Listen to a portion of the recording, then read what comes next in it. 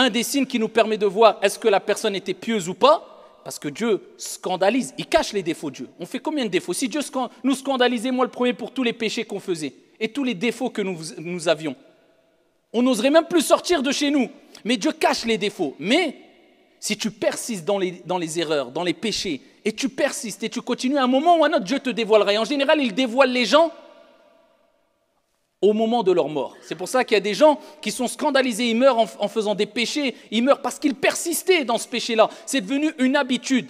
Et comme avait dit Ibn Kathir et d'autres, celui qui vit en ayant l'habitude d'une chose mourra sur cette chose-là, et celui qui meurt sur cette chose ressuscitera devant Dieu sur cette chose-là, d'où l'importance d'avoir l'habitude de faire des bonnes choses, d'avoir l'habitude de prier. Combien de gens sont morts en prière, prosternés? Vous vous imaginez qu'au jour de la résurrection, ils vont ressusciter devant Dieu en prosternation.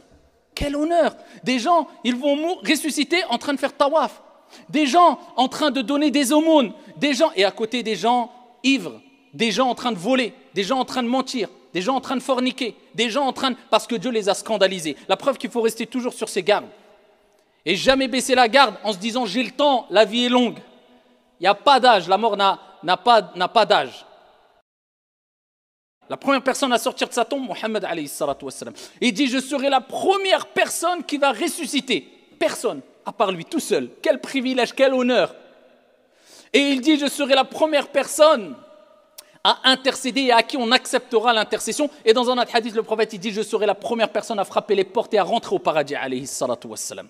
Et le prophète nous a informé que la première personne qui sera vêtue d'habits au jour de la résurrection, la première personne, c'est notre père à toutes et à tous, Abraham, Ibrahim alayhi salam.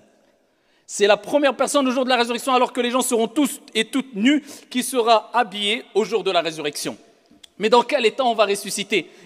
Le prophète sallallahu alayhi wa sallam a dit chaque individu sera ressuscité au jour de la résurrection dans l'état dans lequel il est mort.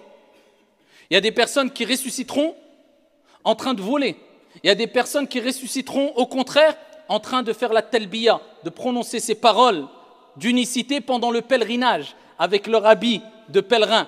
Le prophète alayhi salatu wa sallam, lorsqu'il a entendu qu'un compagnon était mort à Arafat pendant le pèlerinage avec ses deux étoffes blanches, le prophète a dit surtout ne lui mettez pas de parfum, ne le lavez pas, laissez-le dans cet état-là, car il sera ressuscité au jour de la résurrection avec son habit d'ihram et en train de dire labbaik Allahumma labbaik, labbaik la sharika laka labbaik, innal hamda wa ni'mata laka wal mulk la sharika lak.